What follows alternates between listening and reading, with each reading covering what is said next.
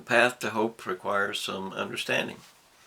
We have to understand, in fact, that the greatest employer in all of human history is war. That's just the facts of it. The humanity or men um, spend an enormous amount of money on war and weapons and all the things that go with it. And then, of course, there's all the work that comes after they destroy nations and cities and countries and stuff, and after they kill people and all of the hospitals and all of the everything. The greatest employer in our lives throughout all of history is war. And of course, to have peace on earth, we must replace war. And therefore, we have to have a lot of jobs that are not related to war. We have only the actual room for small armies, not large ones, and we have no room for war itself, which means to cross over the boundary and attack someone else. There should not be one of the laws or world laws that are required for governing leaders by human we the world decisions is that you cannot command, you cannot demand that people are indoctrinated into your army if you're going to attack someone else. If you are being attacked, that's a different matter. We all need to defend ourselves. But if you are going to attack someone else, you're not part of the army. You're part of the mercenary corps that the leaders use to get out of trouble.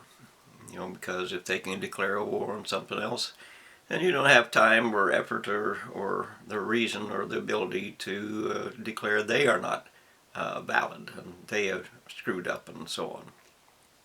So they use war to get themselves out of trouble by distracting you with other things. That will not allow you to take a moment and catch a breath and so on.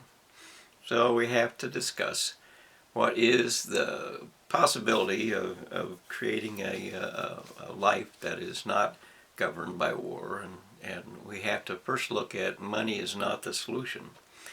Money is just a tool, and if too many people hold too much, it becomes a basis for war because then they can hire armies and create armies and attack other people with their money and so on. So we have to have limited capitalism, which is to vote on the maximum amount of income that you or anyone gets to take in a year.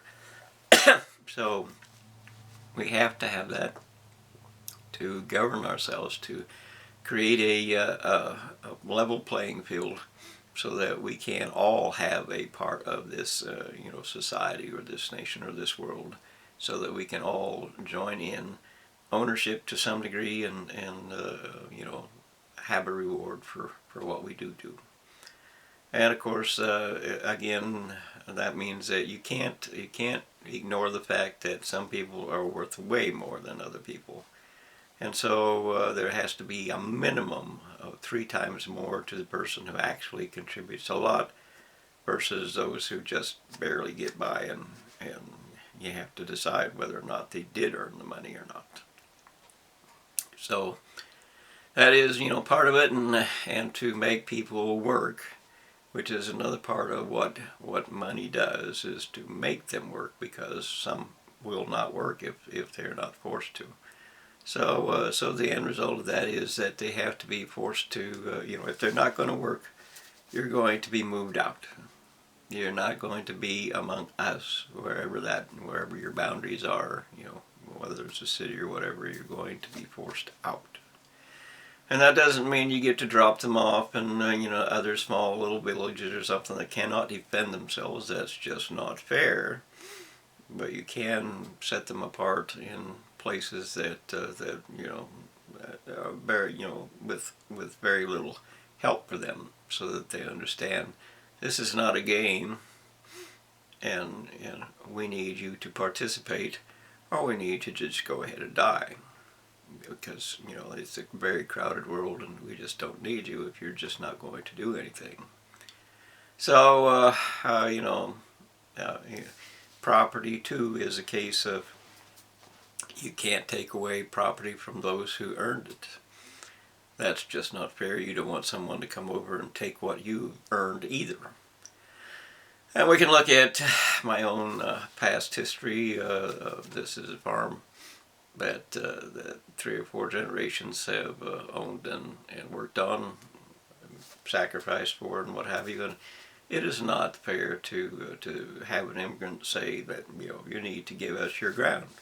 That just isn't fair. Same is true, restaurants and everything that people do.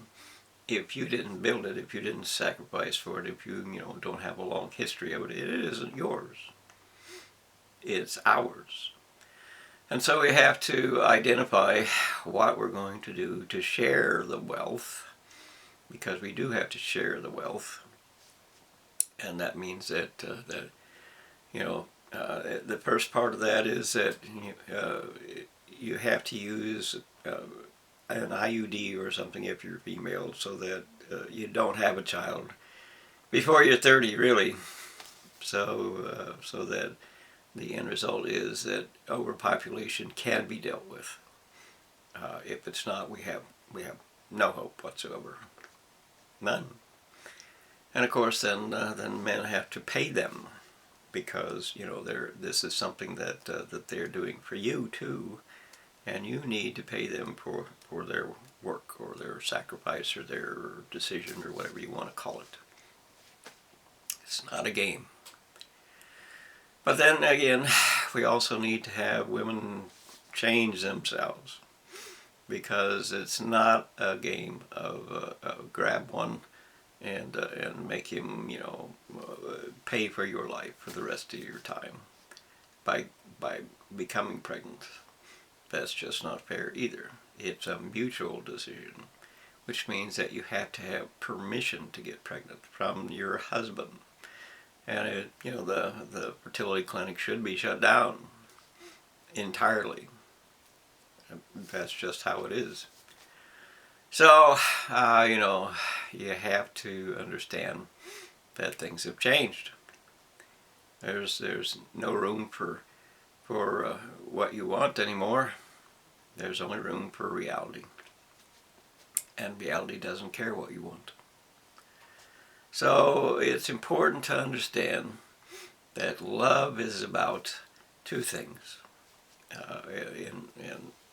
Again, as men push one direction and women pull the other direction, and those who are attracted to each other find themselves revolving around each other.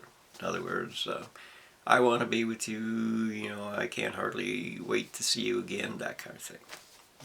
You are important to my life, I can't be happy without you, kind of thing. So if you are lives revolving around each other, then you have a firm and strong attraction to each other. And that's the first part. But then the second part is how do we identify what the living will be? Because even if you do love each other, even if you have a strong attraction to each other, some people just cannot live the life that somebody else is going to live. They just don't want to bad enough, or they just don't desire it enough. And the end result of this, or you just can't. And of course, that too is a case of me. My entire time on this earth has been spent with you can't let this world die, and it was the only thing that was absolutely first in the order of things. There is no love with death, not in the physical parts. So you have to respect the idea that you can't just grab somebody and say, you're going to take care of me for the rest of your life. I have a child, you have to do it. Not fair. So anyway, we need to review everything about welfare and so on. Everything. So back to to the fact is that we need a new employer, and of course the first parts of that is, you know, to stop the massive destruction of the planet.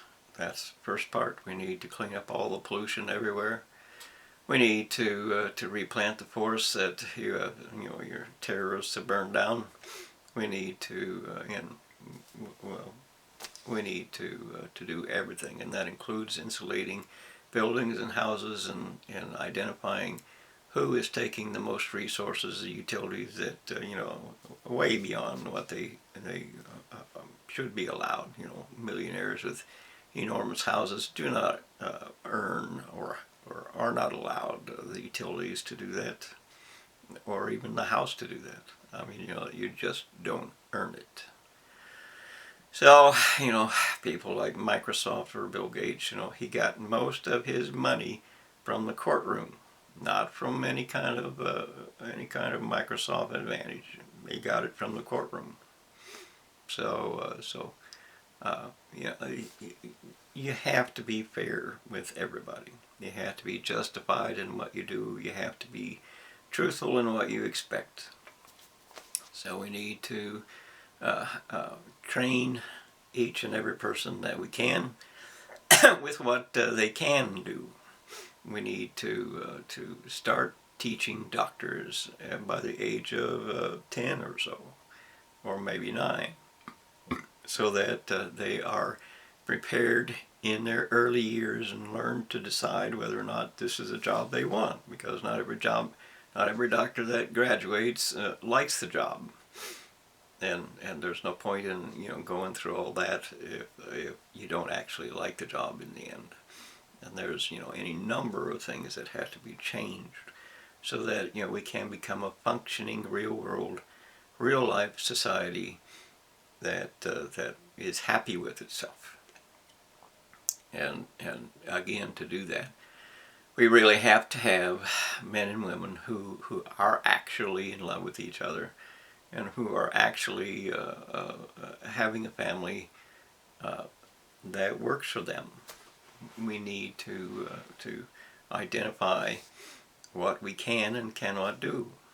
And I'm not going to tell you this is and that and the other thing more than what I already have, because that's not fair. You have to decide that for yourself. It's your life, it's your future, it's your, you know, child, and all that. You have to decide that for yourself. So, but we cannot decide that unless we have a deliberate discussion about what the possibilities are. And you really actually do have to, you know, you have the opportunity in this day and age to create movie platforms, TV channels, and so on, to experiment with the things that you think will work for you.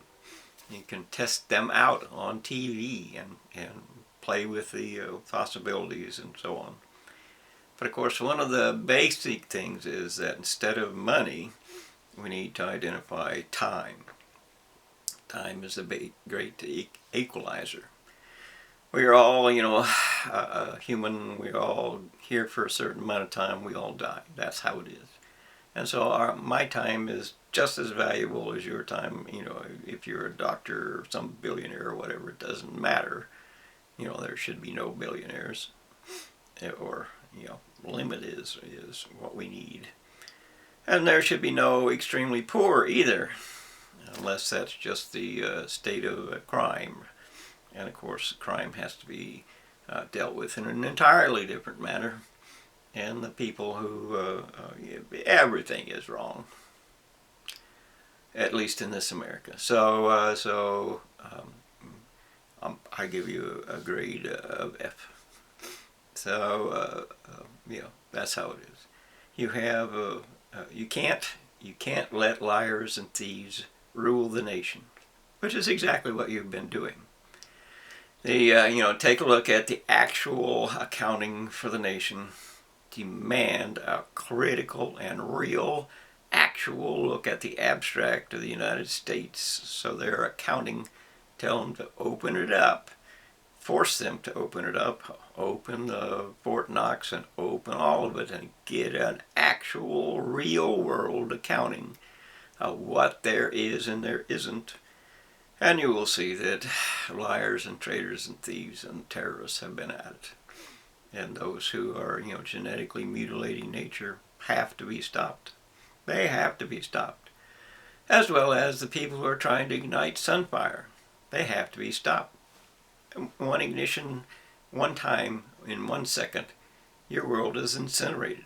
You are incinerated. The radiation that it causes will not allow you to use it, even if it was possible, and it's not. So,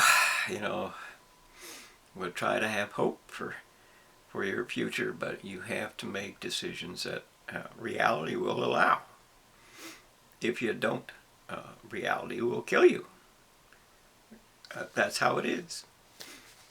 There is no such thing as the fantasy of university or its delusion.